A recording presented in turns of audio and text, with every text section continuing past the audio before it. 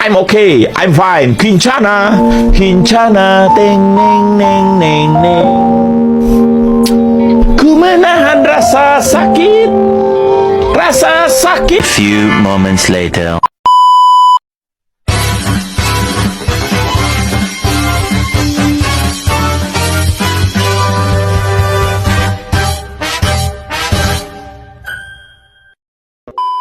Assalamualaikum warahmatullahi wabarakatuh. Halo semuanya, kita dari kelompok 3 di sini ada Saya Adi Rahman. saya Hasan, saya Sherin Faiza, saya Anissa Kulota Aini Nulis Rinjak, saya Raya Nafisa. Kami membawakan tema global warming serta solusinya loh. Kita simak baik-baik ya. Pemanasan global atau disebut global warming adalah suatu fenomena ketidakseimbangan ekosistem di bumi akibat adanya proses peningkatan suhu rata-rata atmosfer, laut, dan daratan. Kira-kira apa aja penyebab pemanasan global itu ya? Simak ya. Sebelum kita membahas penyebab pemanasan global, di sini terdapat dua hal, yaitu anomali positif dan anomali negatif. Anomali positif merupakan kondisi di mana hasil data pengukuran suhu yang didapatkan lebih tinggi daripada tahun sebelumnya. Dan anomali negatif, kondisi di mana hasil data pengukuran suhu yang didapatkan lebih rendah daripada tahun sebelumnya. Setelah tahun 1980, suhu rata-rata di permukaan bumi terus mengalami anomali positif akibat revolusi industri pada abad ke-19. Pemanasan global dapat disebabkan oleh revolusi industri yang menyebabkan peningkatan efek rumah kaca di bumi. Kita simak ya.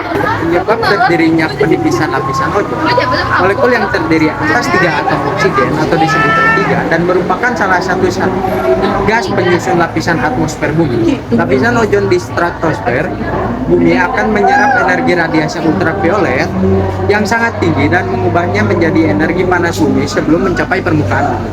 Penipisan lapisan ozon disebabkan oleh gas klorofluorokarbon atau disebut CFC yang sampai di lapisan ozon karena unsur klorinnya atau disebut Ci akan berikatan dengan salah satu atom oksigen pada ozon sehingga oksigen pada ozon akan terceraikan.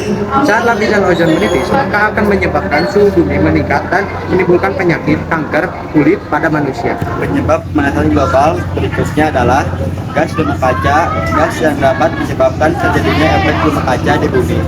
Saat jumlah gas-gas rumah kaca yang terdapat di lapisan atmosfer semakin meningkat, maka dapat menyebabkan suhu permukaan bumi menjadi meningkat dan terjadilah pemanasan global. Gas-gas rumah kaca, gas karbon dioksida, CO2, gas air tanah CH, dan nitrogen oksida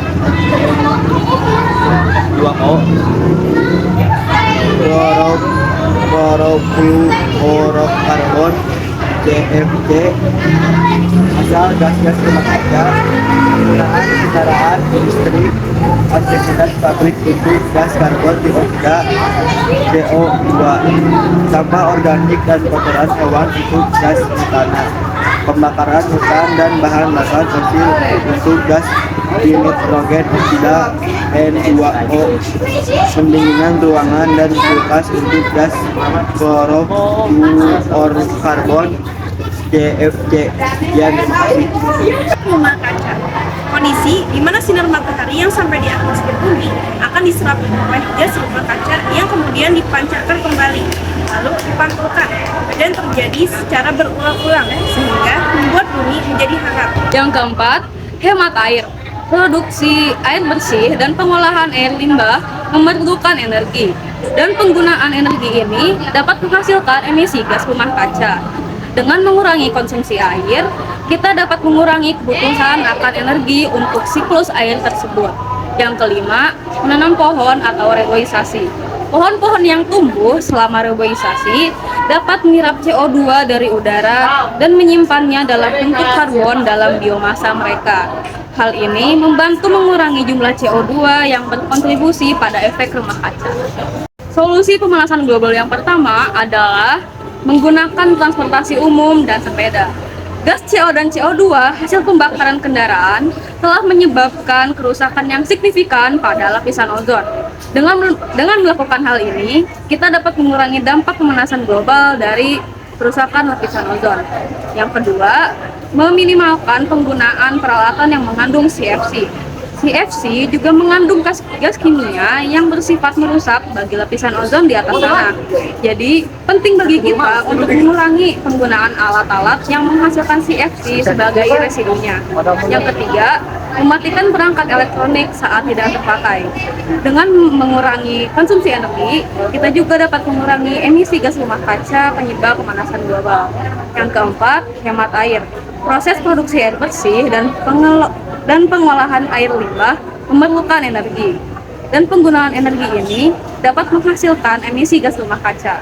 Dengan mengurangi konsumsi air, kita dapat mengurangi kebutuhan akan energi untuk siklus air tersebut. Solusi pemanasan global yang berikutnya yaitu yang keenam, yaitu reuse. Reuse atau menggunakan ulang.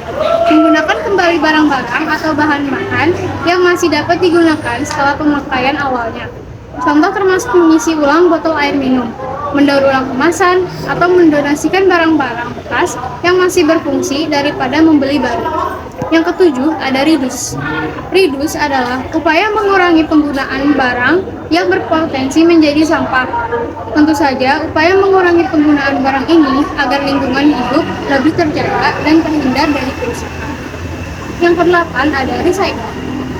Recycle atau mendaur ulang bahan bekas menjadi bahan baku yang bisa digunakan kembali juga sangat penting dalam praktik sirkular ekonomi.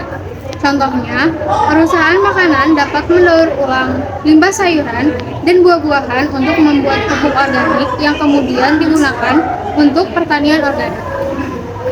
Yang kesembilan yaitu menjadi vegetarian, dan yang ke-10 adalah kampanyekan menjaga alam dan lingkungan.